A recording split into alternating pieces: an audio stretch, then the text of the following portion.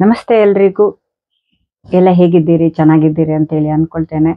ಮೊನ್ನೆ ಒಂದು ವಿಡಿಯೋ ಮಾಡಿ ಸಡನ್ಲಿ ಡಿಲೀಟ್ ಮಾಡುವಂತ ಒಂದು ಅಗತ್ಯತೆ ಅಥವಾ ಅನಿವಾರ್ಯತೆ ಅಂತ ಇಟ್ಕೊಳ್ಳಿ, ಅಥವಾ ಯಾರದ್ದೋ ಒಂದು ಸಜೆಷನ್ ಅನ್ನ ಒಪ್ಕೊಳ್ಳುವಂತ ಒಂದು ಮನಸ್ಥಿತಿ ಅಂತ ಹೇಳಿ ಇಟ್ಕೊಳ್ಳಿ ಬಂತು.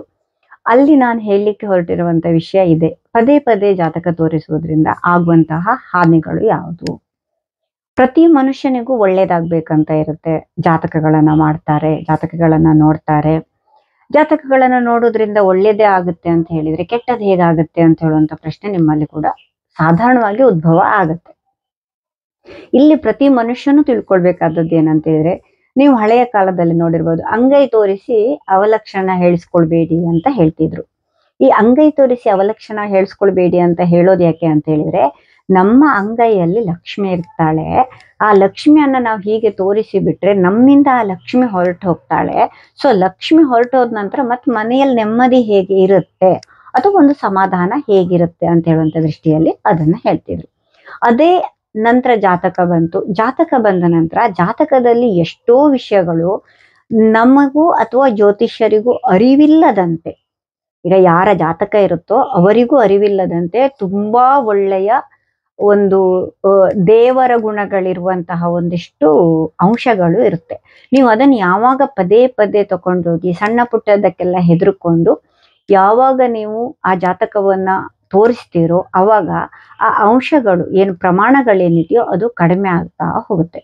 ಈ ಕಡಿಮೆ ಆಗೋದಕ್ಕೆ ಏನು ಕಾರಣ ಅಂತ ಹೇಳಿದ್ರೆ, ನಾವು ಯಾವಾಗ ಪದೇ ಪದೇ ಒಂದು ವಿಷಯವನ್ನ ಉಪಯೋಗಿಸ್ತೇವೋ ಅಥವಾ ನಾವು ಯಾವಾಗ ಕ್ರಿಯಾತ್ಮಕವಾಗಿರ್ಬೇಕು ಅಂತ ಹೇಳಿ ಒಂದು ಭೂಮಿಯನ್ನ ಅಗಿಯೋದ್ರಿಂದ ಶುರು ಆದ್ರೆ ಒಂದು ಹೆದ್ದಾರಿಯನ್ನ ನಿರ್ಮಿಸುವುದವರೆಗೂ ನಾವು ಹೇಗೆ ನಮ್ಮ ಒಂದು ಡೆವಲಪ್ಮೆಂಟ್ ಅಂತ ಹೇಳುವಂತ ದೃಷ್ಟಿಯಲ್ಲಿ ನಾವು ಹೋಗ್ತಾ ಇದ್ದೇವೋ ಅವಾಗ ಹೇಗೆ ಭೂಮಿಯ ಒಂದು ಸವೆತ ಜಾಸ್ತಿ ಆಗ್ತಾ ಇದೆಯೋ ಅದೇ ರೀತಿ ಜಾತಕದಲ್ಲಿ ಕೂಡ ನಕಾರಾತ್ಮಕ ಚಿಂತನೆಗಳು ಜಾಸ್ತಿ ಆಗ್ತಾ ಆಗ್ತಾ ಸಕಾರಾತ್ಮಕ ಚಿಂತನೆಗಳು ನಮ್ಮ ಬಾಯಿಂದ ಅಂತ ಹೇಳಿದ್ರೆ, ನಾವು ಯಾರ ಹತ್ರ ಜಾತಕವನ್ನ ತೋರಿಸ್ಲಿಕ್ಕೆ ಹೋಗಿರ್ತೇವೆ ಅವರ ಬಾಯಿಂದ ಹೊರಗೆ ಬಂದು ಬಂದು ಬಂದು ಕಳ್ಕೊಂಡಿರ್ತೇವೆ. ಹಾಗಂತ ಅದು ಜ್ಯೋತಿಷ್ಯರ ತಪ್ಪೇ? ಖಂಡಿತ ಅಲ್ಲ. ಜ್ಯೋತಿಷ್ಯರು ಹೇಳ್ಬೇಕಾದದನ್ನ ಹೇಳಲೇಬೇಕು. ನಂಬುವುದು ಮತ್ತೆ ನಂಬದೇ ಇರುವುದು ಅದು ಅವರವರಿಗೆ ಬಿಟ್ಟಂತಹ ವಿಷಯ. ಆದ್ರೆ ಭಾರತೀಯರಾದಂತ ನಾವು ನಮ್ಮ ಪೃಥ್ವಿ ಅಂತ ಹೇಳೋದನ್ನ ನಾವು ನಂಬ್ತೇವೆ. ಹಾಗೂ ಗಗನದಲ್ಲಿರುವಂತ ಎಲ್ಲಾ ಗ್ರಹ ಮತ್ತೆ ತಾರೆಗಳನ್ನ ನಂಬ್ತೇವೆ ಅಂತ ಹೇಳಿದಾಗ ಅಲ್ಪ ಸ್ವಲ್ಪ ಜಾತಕಗಳನ್ನ, ದೇವರನ್ನ, ದೈವಗಳನ್ನ ನಾವು ನಂಬ್ತೇವೆ. ದೈವಗಳು ಅಂತ ಹೇಳಿದ್ರೆ ಇತ್ತೀಚೆಗೆ ಕಾಂಟ್ರವರ್ಸಿಗಳಾಗ್ತಿರೋದನ್ನು ನೀವು ಸಹ ನೋಡಿದ್ದೀರಿ. ಈ ಎಲ್ಲವನ್ನ ಹಿಡ್ಕೊಂಡಾಗ ಜಾತಕಗಳನ್ನ ಪದೇ ಪದೇ ತೋರಿಸಿದಾಗ ಏನಾಗುತ್ತೆ ಹಾಗೂ ಅದರ ಪರಿಹಾರ ಹೇಳೋದ್ರಿಂದ ನಿಮ್ಗೆಲ್ರಿಗೂ ಭಯ ಉಂಟಾಗ್ಬೋದು. ಪರಿಹಾರ ಸಹ ಹೇಳ್ಬೇಕು ತಾನೆ. ಹಾಗಾಗಿ ನೀವು ಜಾತಕವನ್ನ ಯಾವಾಗ ತೋರಿಸ್ಬೇಕು, ಇದು ಮೊದಲನೆಯ ಒಂದು ಸೂತ್ರ.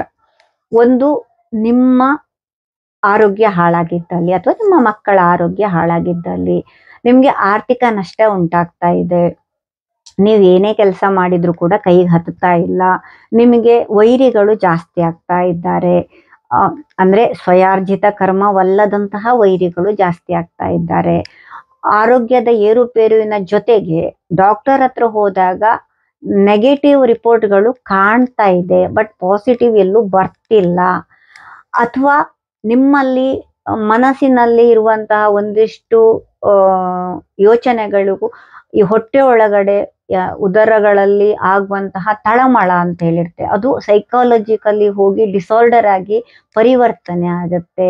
ಈ ರೀತಿ ಇದ್ದಾಗ ನೀವು ಖಂಡಿತ ಜಾತಕವನ್ನ ತೋರಿಸ್ಲೇಬೇಕು. ನಂತರ ಮದುವೆ ಆಗ್ಬೇಕಾದ್ರೆ, ಮನೆ ಕಟ್ಟಬೇಕಾದ್ರೆ, ಮನೆಯ ಗೃಹ ಪ್ರವೇಶದ ಡೇಟ್ ಫಿಕ್ಸ್ ಮಾಡ್ಬೇಕಾದ್ರೆ ಮನೆಯವರ ಎಲ್ಲರ ಜಾತಕಗಳನ್ನ ತೋರಿಸ್ಬೇಕು. ಮಗನ ವಿದ್ಯಾಭ್ಯಾಸಕ್ಕೆ, ಮಕ್ಕಳ ವಿದ್ಯಾಭ್ಯಾಸಕ್ಕೆ, ಕೆಲಸಕ್ಕೆ, ಇದಕ್ಕೆಲ್ಲ ಜಾತಕ ತೋರಿಸ್ಬೇಕು. ಬಿಟ್ರೆ ಸುಮ್ಮನೆ ನನ್ನ ಮಗು ಅಳ್ತಿದೆ, ಅದಕ್ಕೆ ಕಾರಣ ಗೊತ್ತಿಲ್ಲ, ಅದಕ್ಕೋಸ್ಕರ ನಾನು ಹೋಗಿ ಜಾತಕ ತೋರಿಸ್ತೇನೆ.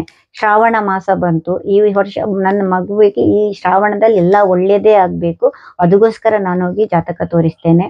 ನೆಕ್ಸ್ಟ್ ಕಾರ್ತಿಕ ಬರುತ್ತೆ, ಕಾರ್ತಿಕ ದೀಪ ನನ್ನ ಮಗನೇ ಹಚ್ಚಬೇಕು, ಅದಕ್ಕೋಸ್ಕರ ನಾನು ಹೋಗಿ ಜಾತಕ ತೋರಿಸ್ತೇನೆ. ಈ ರೀತಿಯಾಗಿ ಜಾತಕಗಳನ್ನ ನೀವು ತೋರಿಸಬಾರ್ದು. ಈಗ ಇನ್ನೊಂದು ವಿಷಯ, ಈ ಜಾತಕಗಳನ್ನ ನೀವು ತೋರಿಸಿದ್ರಿ, ತೋರಿಸಿದ ನಂತರ ಆ ಜ್ಯೋತಿಷ್ಯರು ಒಂದಿಷ್ಟು ಹೇಳಿರ್ತಾರೆ, ನೀವು ಮಾಡ್ಲಿಕ್ಕೆ ಆಗ್ತಾ ಇಲ್ಲ ನಿಮ್ಮ ಹತ್ರ ಅಂದ್ರೆ ಸರಳವಾದಂತಹ ಅಥವಾ ಅತಿ ಸರಳವಾದಂತಹ ಅತಿ ಕಡಿಮೆ ಖರ್ಚಿನಲ್ಲಿ ಆಗುವಂತಹ ಕೆಲವು ವಿಷಯಗಳನ್ನ ಅಲ್ಲಿ ಜ್ಯೋತಿಷ್ಯರು ಪ್ರಸ್ತಾಪ ಮಾಡಿರ್ತಾರೆ. ಹಾಗೂ ನಾವು ಕೂಡ ಈಗ ಯಾರೋ ಹೇಳ್ತಾರೆ ಅಂತ ಜ್ಯೋತಿಷ್ಯರು ಪ್ರಸ್ತಾಪ ಮಾಡಿರ್ತಾರೆ, ಹಾಗೆ ನಾವು ಸಹ ಕೆಲವೊಂದನ್ನ ಮಾಡ್ಕೊಂಡು ಹೋಗ್ಬೋದು. ಈಗ ತುಂಬಾ ಜನರು ಈ ಶನಿ ಅಂತ ಹೇಳಿದ ತಕ್ಷಣ ಶನಿ ಕಾಡ್ದಾಗೆ ಕಾಡ್ತಾನೆ ಅಂತ ಹೇಳೋದನ್ನ ನೀವು ಈ ಮಾತನ್ನ ಆಲ್ರೆಡಿ ಕೇಳಿರ್ತೀರಿ. ನಿಜವಾಗ್ಲೂ ಶನಿ ಅಂತ ಹೇಳೋದು ಕಾಡ್ಲಿಕ್ಕೆ ಬರುವಂತದ್ದಲ್ಲ, ನಮ್ಮ ಸಹನೆಯನ್ನ ಪರೀಕ್ಷೆ ಮಾಡ್ಲಿಕ್ಕೆ ಬರುವಂತಹ ಒಂದು ದೇವರು. ಆಯ್ತಾ? ಶನಿಯನ್ನ ನಾವು ದೇವರು ಅಂತ ಪೂಜಿಸ್ತೇವೆ. ಇವನನ್ನ ನಾವು ಹೋಲಿಸಿಕೊಳ್ಳುವುದು ಹೇಗೆ? ಈಗ ಕೆಟ್ಟದ್ದು ನಮಗೆ ಬರ್ತಾ ಇದೆ ಅಂತ ಹೇಳಿದಾಗ ಮೊದಲು ಅದನ್ನ ಆಪೋಷಣ ಮಾಡ್ಕೊಳ್ಬೇಕು, ಅಂದ್ರೆ ನಮ್ಮನ್ನ ನಾವು ತಗೊಳ್ಬೇಕು, ನಂತರ ಅದನ್ನ ಹೊರಗೆ ಹಾಕ್ಬೇಕು. ಸೊ ಈ ಶನಿಶ್ಚರನನ್ನ ನಾವು ಹೇಗೆ ಆಪೋಷಣ ಮಾಡ್ಬೋದು?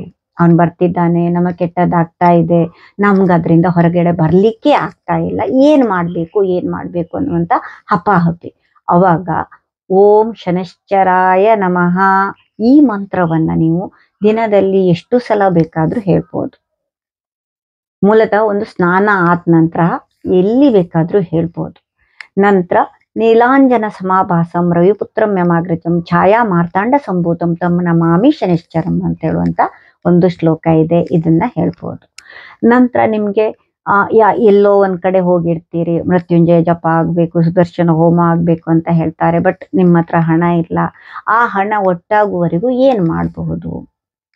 ಅವಾಗ ಓಂ ಮೃತ್ಯುಂಜಯಾಯ ರುದ್ರಾಯ ನೀಲಕಂಠಾಯ ಶಂಭವೆ ಅಮೃತೇಶಾಯ ಶರ್ವಾಯ ಮಹಾದೇವಾಯತೆ ನಮಃ ಇದನ್ನ ಒಂದು 21 ಸಲ ಹೇಳೋದು. ಈ 21 ಅಂತ ಹೇಳೋದನ್ನ ಯಾಕೆ ಹೇಳ್ತಾರೆ ಅಂತ ಹೇಳಿದ್ರೆ, ನಮಗೆ 9 ಗ್ರಹಗಳು ಏನಿದೆಯೋ ಆ 9 ಗ್ರಹ, ತಾರೆಗಳು ಹಾಗೂ ದೇವರುಗಳನ್ನೆಲ್ಲ ಸೇರಿದ್ರೆ ನಮಗೆ ಸಿಗುವಂಥದ್ದು 21 ಪಾಲುಗಳು ಮಾತ್ರ. ಮನುಷ್ಯನಿಗೆ ನಮಗೆ ಬರುವಂಥದ್ದು ಖಾಲಿ 21 ಪಾಲುಗಳು. ಈ 21 ಪಾಲುಗಳನ್ನ ನಾವು ಪಡ್ಕೊಳ್ಬೇಕಂತೇಳಿದ್ರೆ 21 ವಿಧಾನಗಳನ್ನ ಅನುಸರಿಸ್ಬೇಕು. ಅದಕ್ಕೋಸ್ಕರ ಈ 21ಕ್ಕೆ ಪ್ರಾಧಾನ್ಯತೆ ಇದೆ. ಅದು ಇನ್ನೊಂದು ದಿನ ಹೇಳ್ತೇನೆ ನಿಮ್ಗೆ ಇಂಟ್ರೆಸ್ಟ್ ಇದ್ರೆ. ನಂತರ ಇನ್ನೂ ಒಂದು ಶ್ಲೋಕ ಇದೆ, ಓಂ ತ್ರಯಂಬಕಂ ಯಜಾಮೇ ಸುಗಂಧಿಂ ಪುಷ್ಟಿವರ್ಧನ ಮೂರಾರುಕಮೇವ ಬಂಧನಾತ್ ಮೃತ್ಯುರ್ಮೋಕ್ಷ್ಯ ಮಾಮೃತಾತ್ ಅಂತ ಹೇಳೋದು. ಮನೋಜವಂ ಮಾರುತ ತುಲ್ಯ ವೇಗಂ ಜಿತೇಂದ್ರಿಯಂ ಬುದ್ಧಿಮತಾಂ ವರಿಷ್ಠಂ ವಾತಾತ್ಮಜಂ ವಾನರಯುಕ್ತ ಮುಖ್ಯಂ ಶ್ರೀರಾಮದೂತಂ ಶಿರಸಾ ನಮಾಮಿ. ಇದೆಲ್ಲವೂ ಕೂಡ ಶನಿ ಮತ್ತೆ ಶಿವನ ಒಂದು ಸಂಬಂಧವನ್ನ ಕಲ್ಪಿಸಿ ನಮ್ಮನ್ನ ನಾವು ರಕ್ಷಣೆಗೆ ತೊಡಗಿಕೊಳ್ಳುವಂತ ಒಂದು ಕೆಲಸ. ಇನ್ನು ಪ್ರತಿದಿನ ಎದ್ದಾಗ ಸೂರ್ಯನನ್ನ ನೋಡ್ಕೊಂಡು ಸೂರ್ಯನಿಗೊಂದು ನಮಸ್ಕಾರ ಹಾಕಿ ಇವತ್ತು ನನ್ನ ದಿನವನ್ನ ಒಳ್ಳೇದು ಮಾಡು ಅಂತ ಕೇಳ್ಕೊಳ್ಳೋದು ಕೂಡ ಅಷ್ಟೇ ಒಳ್ಳೇದು. ಜೊತೆಗೆ ಮನೆಯಲ್ಲಿ ತುಳಸಿ ಗಿಡ ಇದ್ರೆ ಅದಕ್ಕೊಂದು ನಮಸ್ಕಾರ ಹಾಕಿ, ತೆಂಗಿನ ಮರಗಳಿದ್ರೆ ಅದನ್ನೊಂದು ನೋಡಿ ನಂತರ ಎಲ್ಲಾ ಕೆಲಸಗಳನ್ನ ಶುರು ಮಾಡ್ಬೋದು. ಅದಕ್ಕಿಂತ ಮೊದಲು ಶುಕ್ಲಾಂಬರಧರಂ ವಿಷ್ಣುಂ ಶಶಿವರ್ಣಂ ಚತುರ್ಭುಜಂ ಪ್ರಸನ್ನವದನಂ ಧ್ಯಾಯೇತ್ ಸರ್ವ ವಿಘ್ನೋಪಶಾಂತಯೇ ಅಂತ ಹೇಳುವಂತ ಒಂದು ಶ್ಲೋಕವನ್ನ ಹೇಳಿ ನಿಮ್ಮ ಕೆಲಸವನ್ನ ಶುರು ಮಾಡಿದ್ರೆ ನಂತರ ನೀವು ಏನೇ ಮಾಡಿ ಎಲ್ಲಾ ಪಾಪಕರ್ಮಗಳನ್ನು ಕೂಡ ಮಾಡಿದ್ರೂ ಅಲ್ಪ ಸ್ವಲ್ಪ ಪಾಪಗಳು ಕಳೆದು ಹೋಗಿ ನಿಮಗೆ ಪುಣ್ಯ ಸಿಗುತ್ತೆ. ಈ ಪುಣ್ಯದ ಲಾಭಾಂಶವೆಷ್ಟು? 100ರಲ್ಲಿ 21%.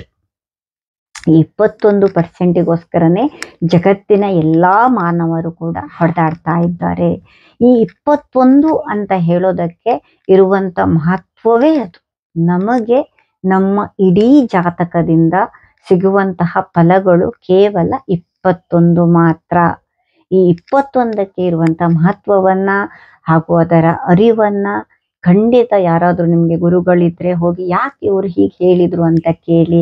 ಆದ್ರೆ ನಿಮ್ಗೆ ಇನ್ನೂ ಒಂದೇ ಹೇಳ್ತೇನೆ, ಜಾತಕಗಳನ್ನ ತೋರಿಸುವುದರ ಜೊತೆಗೆ ನೀವು ಎಲ್ಲರೂ ಹೇಳುವಂಥದ್ದನ್ನ, ಯಾರೋ ಆ ಒಂದು ವ್ರತ ಮಾಡಿ ಅಂತ ಹೇಳಿದ್ರು ಅದನ್ನು ಮಾಡಿದ್ರಿ, ಇನ್ಯಾರೋ ಇಂಥ ಹೋಮ ಮಾಡು ಅಂತ ಹೇಳಿದ್ರು ಅದನ್ನು ಮಾಡಿದ್ರಿ, ಎಲ್ಲ ಮಾಡಿದ್ರಿ, ಬಟ್ ಕೈ ಖಾಲಿಯಾಗಿದೆ, ಏನ್ ಮಾಡಬೇಕು?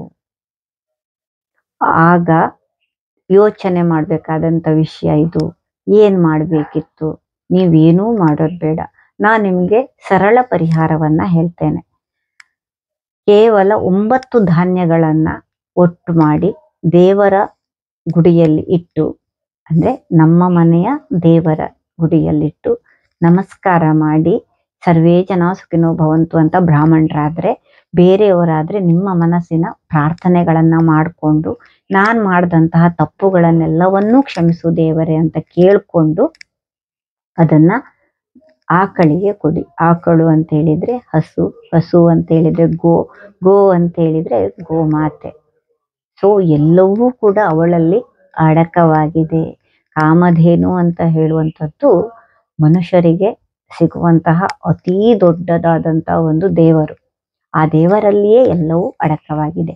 ಆ ದೇವತೆ ಅಂತ ಹೇಳೋಳನ್ನ ನಾವು ಕರ್ಕೊಂಡು ಬರಬೇಕು ನಮ್ಮ ಮನೆಗೆ. ಲಕ್ಷ್ಮಿ ಆಗಮನ ಆಗಬೇಕು, ಸರಸ್ವತಿಯ ಆಗಮನ ಆಗಬೇಕು, ಮನಸ್ಸಿಗೆ ಸಮಾಧಾನಗಳು ಬೇಕು ಅಂತ ಹೇಳಿದಾಗ ಇಂತಹ ಎಲ್ಲಾ ಪ್ರಯತ್ನವನ್ನು ನಾವು ಮಾಡಬೇಕು. ಇದರ ಜೊತೆಗೆ ಅತಿಯಾದ ರೋಗ ಬಾಧೆಗಳು ಕಾಡಿದರೆ ಖಂಡಿತ ನೀವು ಡಾಕ್ಟರ್ಗಳನ್ನ ಸಂಪರ್ಕ ಮಾಡಲೇಬೇಕಾಗ್ತದೆ. ಎಷ್ಟೇ ಅಂದ್ರು ನಾವು ಒಂದು ಭೂಮಿಗೆ ಬರುವಾಗ ಬ್ರಹ್ಮ ಬರೆದಿಟ್ಟಂತಹ ರೇಖೆಯನ್ನ ಅಳಿಸಲು ಸಾಧ್ಯವಿಲ್ಲ. ಇದನ್ನ ಎಲ್ಲರೂ ಅರ್ಥ ಮಾಡ್ಕೊಳ್ಬೇಕು. ಪ್ರತಿಯೊಂದು ನೀವು ಮಾಡ್ತಾ ಇರುವಂಥದ್ದು ನನ್ನ ಜಾತಕದಿಂದಲೇ ಅಂತ ಹೇಳೋದನ್ನ ತಿಳ್ಕೊಳ್ಬಾರ್ದು. ಜಾತಕ ಅಂತ ಹೇಳೋದು ಒಂದು ನಿಮಿತ್ತ ಮಾತ್ರ. ಆ ಒಂದು ನಿಮಿತ್ತ, ಈಗ ಉದರ ನಿಮಿತ್ತಂ ಬಹುಕೃತ ವೇಷಂ ಅಂತ ಹೇಳ್ತಾರೆ, ಸರಿಯಾ? ಈ ಬಹುಕೃತ ವೇಷ ಮಾಡ್ಲಿಕ್ಕೆ ಅಂತ ಹೇಳಿ ನೀವು ಜಾತಕದ ನೆಪಗಳನ್ನ ತೆಗೆದ್ರೆ ಖಂಡಿತ ನಿಮಗೆ ಯಶಸ್ಸು ಸಾಧ್ಯ ಆಗೋದಿಲ್ಲ. ಯಶಸ್ಸಿಗೆ ಹಲವಾರು ಸೂತ್ರಗಳಿದೆ. ಪುಸ್ತಕಗಳನ್ನ ಓದೋದಿರ್ಬೋದು, ಮಂತ್ರಗಳನ್ನ ಹೇಳೋದಿರ್ಬೋದು, ಶ್ಲೋಕಗಳನ್ನ ಹೇಳೋದಿರ್ಬೋದು, ಸಂಧ್ಯಾ ವಂದನೆಗಳನ್ನ ಮಾಡೋದಿರ್ಬೋದು, ಜನಿವಾರ ಧರಿಸೋದಿರ್ಬೋದು, ಪ್ರತಿಯೊಂದನ್ನು ನಾವು ಮಾಡಲೇಬೇಕಾಗತ್ತೆ. ಜೊತೆಗೆ ಯಾವುದನ್ನು ಕೂಡ ಯಾರೂ ಮಾಡಬಾರ್ದು ಅಂತ ಹೇಳಿಲ್ಲ. ಆದ್ರೆ ಸಂಜೆ ಸೂರ್ಯಾಸ್ತದ ಒಳಗೆ ಸೂರ್ಯನಿಗೆ ಅರ್ಪಿಸುವಂತ ಎಲ್ಲಾ ಕ್ರಿಯೆಗಳನ್ನ ಮಾಡಿಕೊಂಡು ನಂತರ ನೀವು ಶಾಂತವಾಗಿ ಮಲಗಬೇಕು. ಜೊತೆಗೆ ಆ ಜಾತಕವನ್ನ ಪದೇ ಪದೇ ಮುಟ್ಟದೆ ಭದ್ರವಾಗಿ ನಿಮ್ಮ ಕಪಾಟಲ್ಲಿ ಇಟ್ಟು ಮಂಗಳಂ ಅಂತೇಳಿ ಹೇಳಿ ಕೈ ಮುಗಿದು ಹೊರಗೆ ಬಂದ್ರೆ ನಿಮ್ಮ ಎಲ್ಲಾ ಕೆಲಸಗಳು ಸುಸೂತ್ರವಾಗಿ ನಡೆಯುತ್ತದೆ. ಇವತ್ತಿನ ಜಾತಕದ ಫಲಗಳಿರ್ಬೋದು, ಜಾತಕಗಳನ್ನ ಹೆಚ್ಚು ತೋರಿಸುವಂಥದ್ದಿರ್ಬೋದು, ಜಾತಕ ತೋರಿಸುವುದರಿಂದ ಆಗುವಂತಹ ಅನಾಹುತಗಳಿರ್ಬೋದು, ಅಥವಾ ಪದೇ ಪದೇ ಜಾತಕಗಳನ್ನ ತೋರಿಸಿ ನಿಮ್ಮ ಒಳ್ಳೆಯ ಒಂದು ಧನಾತ್ಮಕವಾದಂತಹ ವಿಷಯಗಳನ್ನ ಕಳೆದುಕೊಳ್ಳುವಂಥದ್ದಿರ್ಬೋದು, ಇದೆಲ್ಲವೂ ಕೂಡ ದೇವರು ನಮಗೆ ಕೊಟ್ಟಂತಹ ಶಾಪವೂ ಹೌದು, ವರವೂ ಹೌದು. ನಾನು ಹೇಳಿದಂತಹ ಒಂದು 3-4 ಶ್ಲೋಕಗಳ ಜೊತೆಗೆ ಪ್ರತಿದಿನ ಮಲಗುವಾಗ ನಿಮ್ಮ ಮನೆಯ ದೇವರನ್ನ ಪ್ರಾರ್ಥಿಸಿ, ಮನೆಯ ದೈವವನ್ನ ಪ್ರಾರ್ಥಿಸಿ, ತಂದೆ ತಾಯಿಗಳಿಗೆ ನಮನಗಳನ್ನ ಸಲ್ಲಿಸಿ ಮಲ್ಕೊಂಡ್ರೆ ಸರ್ವೇ ಜನ ಸುಖಿನೋ ಭವಂತು. ಕೊನೆಗೂ ಬರೋದು ಅಲ್ಲಿಗೆ. ಧನ್ಯವಾದಗಳು.